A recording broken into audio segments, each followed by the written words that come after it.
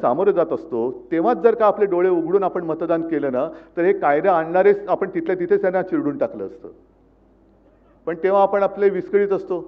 काहीतरी एक गारूड आपल्या डोक्यावरती टाकलं जातं, बुद्धीवरती. जसं आता मध्ये वक्फ बोर्डाचं टाकलं. आपण का विरोध केला?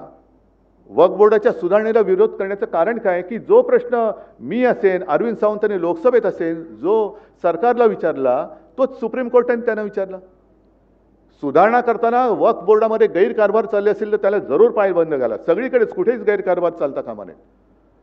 पण जेव्हा वक्फ बोर्डावरती गैर मुसलमान माणसाची तुम्ही नेमणूक कायद्याने करण्याचं बंधन टाकताय, मग तेव्हा माझा मूलभूत प्रश्न असा आहे, मग आमच्या हिंदू धार्मिक संस्थांवरती उद्या जर का तुम्ही मुस्लिम किंवा गैर हिंदू टाकणार नाहीत ह्याची खात्री कशावरून तुम्ही देता? आणि हाच प्रश्न सुप्रीम कोर्टाने विचारलाय. आंधळेपणाने नुसतं काहीतरी भरकटत जायचं म्हणजे आम्ही हिंदू अजिबात नाही आहोत. आणि नुसतं हिंदी बोललं म्हणजे आम्ही हिंदू आहोत, गुजराती बोललं म्हणजे आम्ही हिंदू आहोत अजिबात नाही. आम्ही मराठी बोलणारे कट्टर तुमच्यापेक्षाही जास्त देशाभिमानी हिंदू आहोत. पण हे असं आपल्यात भांडण लावून ठेवायचं, वक्फ बोर्डावरनं मारामाऱ्या लावायच्या, आता भाषेच्या सक्तीवरनं लावायची आणि मग ही अशी बिलं ही मंजूर करून घ्यायची. मग कामगार कायदे, काळे कायदे, शेतकऱ्यांचे कायदे. पण ज्याप्रमाणे शेतकरी रस्त्यावरती उतरला तसा कामगार अजून उतरला नाही. कामगार उतरला नाही. कारण ह्यांचं काय एक मिशन हेच आहे की कुठेही कोणी एकत्र येता कामा नये. कुठेही एकत्रित म्हणजे संघटित व्हायचं नाही, विस्कळीत ठेवायचं आणि सतत एका दबावाखाली ठेवायचं, टेन्शन खाली ठेवायचं. म्हणजे स्वतः जो आपल्या घरच्या चिंतेने, स्वतःच्या चिंतेने ग्रस्त असेल त्याला जाऊ देणं, कायदे आणले आणू देणं, जमीन गेली जाऊ देणं, धारावी गेली जाऊ देणं. पण तुम्ही टेन्शनमध्ये, अरे माझं काय होणार याच्यामध्ये. म्हणजे हे सगळे जे काही काळे कायदे आहेत याच्यामध्ये आता परमनंट लेबर किती टक्क्यामध्ये राहिलं असेल? किती टक्के? टक्क्यात मोजायची वेळ आली.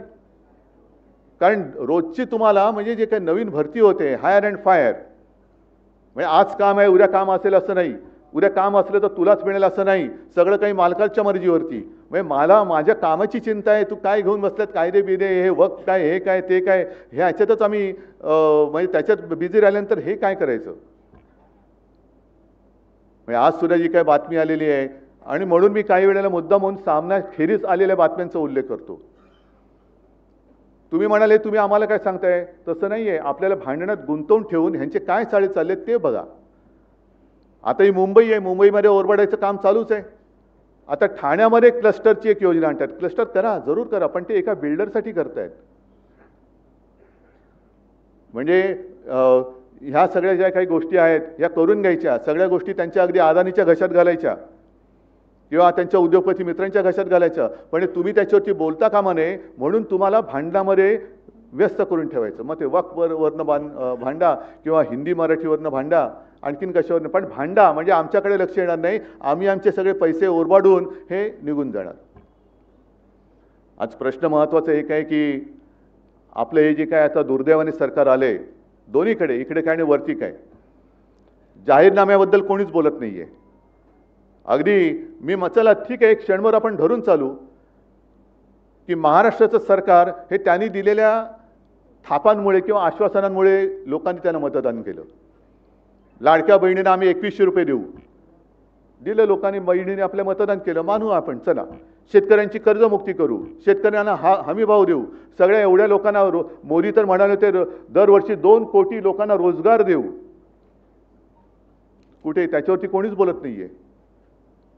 त्याच्यावरती कोणी जर का विचारलं तर आम्ही म्हणजे अजित पवार सांगतात की माझ्या भाषणामध्ये कर्जमुक्ती कधी बोललो तर तुम्ही दाखवा. म्हणजे जे तुम्ही बोललात, ज्याच्यावरनं तुम्ही मतं मिळवलीत ते सोडून तुम्ही बाकीच्या सगळ्या गोष्टी करतात. मग हे एवढं खोटं बोलणारं सरकार आपण परत मी पुन्हा देईन, मी पुन्हा देईन, पुन्हा आपण त्यांना मत देईन, असंच हा कोणता म्हणजे कोणतं राजकारण आहे हे? म्हणजे ते म्हणतात मी पुन्हा येईन, मी ठीक आहे, पण एवढं फसवल्यानंतर सुद्धा मी पुन्हा देईन, हा कुठला मूर्खपणा चाललेला आहे. आणि आज सुद्धा जे काय आहे की हिंदीची सक्ती पहिलीपासून काय करायचं,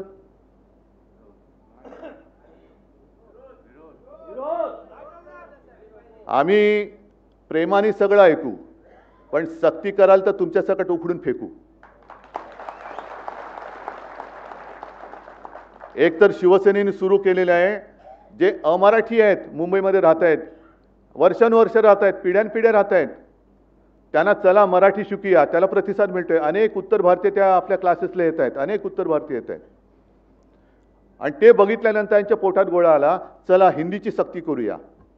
कशासाठी सक्ती पाहिजे? पहिलं महाराष्ट्रामध्ये सुभाष देसाई मंत्री होते, मी मुख्यमंत्री होतो. मला अभिमान आहे की महाराष्ट्रामध्ये मराठी भाषा ही सक्तीची करण्याचा निर्णय हा माझ्या नेतृत्वाखालच्या सरकारने घेतलेला आहे. पहिलीपासून जो महाराष्ट्रामध्ये राहील त्याला मराठी आलीच पाहिजे, ही सक्ती असलीच पाहिजे. मग हिंदीची तुम्ही सक्ती जर करत असाल, होऊ देणार नाही, हा भाग वेगळा आहे. पण सगळ्या दुकानांवरती महाराष्ट्रामध्ये मराठीमध्ये लिहिण्याचा सुद्धा आम्ही कायदा केला आहे. तो कायदा अंमलबजावणीमध्ये किती आणला या सरकारने?